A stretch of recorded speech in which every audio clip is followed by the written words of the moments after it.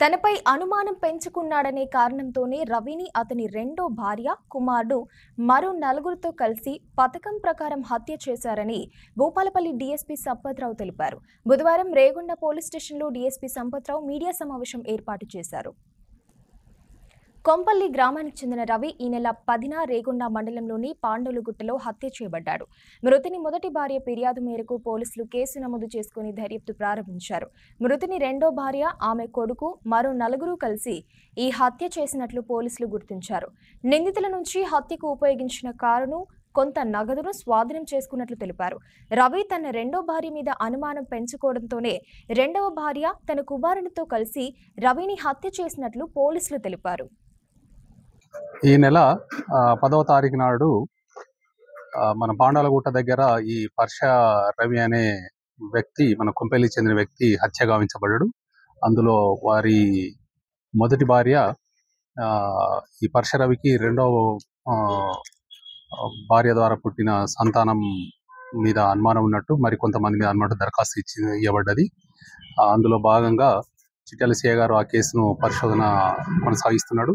అందులో భాగంగా ఇవాళ ఒక నమ్మదగిన సమాచారం మేరకు ఇవాళ మనం రేగొండ చెక్ పోస్ట్ దగ్గర చెకింగ్ చేస్తుండగా ఉదయం పూట ఒక కారు, అందులో టోటల్ 6 మెంబర్స్ అందులో అనుమానాస్పదంగా కనబడితే వాళ్ళను ఇంటరాగేషన్ చేయగా తెలిసిన విషయాలు ఏంటంటే, ఈ పర్ష రవి ఎవరైతే చనిపోయారో ఇతనికి 2 వివాహాలు జరిగినాయి. కొంతకాలం నుంచి మొదటి భార్యతో కాకుండా రెండో భార్యతోటి ఉన్నాడు. రెండో భార్యను ఇటీవల కొంతకాలం నుంచి ఆమెను కొంత అనుమానించడం, ఆమె క్యారెక్టర్ను సస్పెక్ట్ చేస్తున్నాడు. ఒక శ్రీపాల్ అని మన జెన్కోలో సెక్యూరిటీ గార్డ్ పనిచేస్తాడు, అతనితో అక్రమ సంబంధం ఉన్నట్టుగా సస్పెక్ట్ చేస్తున్నాడు. దాంతో ఆమెను హరాస్మెంట్ చేయడము అది ఇది చేస్తుంటే, ఈ రెండో భార్య ఎవరు, ఈ రేణుక కొడుకు అంటే ఇది మొదటి భర్త, అది రెండో భర్త కొడుకైన శ్రీకర్ ఉంటాడు.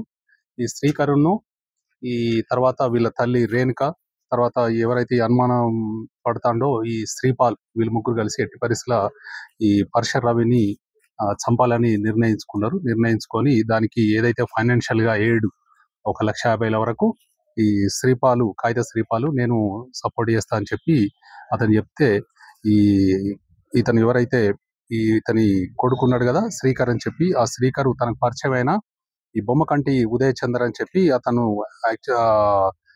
ఎవరంటే దమ్మన్నపేట, కానీ ఇప్పుడు వరంగల్లో కార్ డ్రైవర్ గా పనిచేస్తున్నాడు.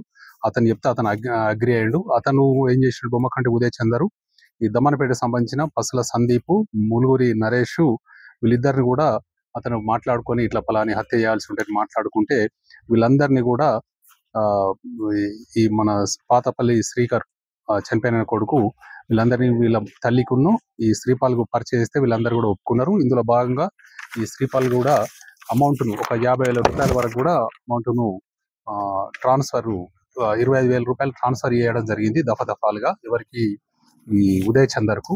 వాళ్ళందరూ కూడా మొన్న 10వ తారీఖు నాడు ఈ శ్రీకర్ ఏం చేస్తారంటే, వాళ్ళ నాన్నను పని ఉందని చెప్పి కొంత ఆఫీసర్స్ వచ్చి మాట్లాడే పని అని చెప్పి కారులో ఒక వేరే ఫ్రెండ్ కారును హైర్ చేసుకొని ఇంటికి పోయి కొంపల్లి నుంచి అతను ఎక్కించుకొని వచ్చి వీళ్ళందరూ కూడా ఆ రోజు వెహికల్ ఉండి మద్యం తాగించుకొని మన ఇక్కడికి ఈ పాండాలగుట్ట దగ్గర తీసుకొచ్చి అతను ముందు సీట్లో కూర్చుంటే వెనక సీట్లో ఈ శ్రీకర్ తాడుతోటి అతను ఉదయ్ చంద్ర కాలు పట్టుకుంటాడు. మిగతా ఇంకో ఇద్దరు వాచ్ చేస్తా అంటారు. ఎవరు, ఈ పసుల సందీప్ను, ములుగురు నరేష్ అని. అతను చనిపోయినాక నిర్ధారించుకున్న తర్వాత అతన్ని ఆ పక్కన పొదలలో పడేసి, ఆ రోప్ను కూడా ఆ ఏరియాలో పడేసి అతని దగ్గర ఉన్న దాదాపు 20,000 రూపాయలు కూడా అతను తీసుకొని వెళ్ళడం జరిగింది. కేవలం ఈ క్యారెక్టర్ పరంగా సస్పెక్ట్ చేసినందువల్లనే వాళ్ళు చంపాలని నిర్ణయించుకోవడం జరిగింది.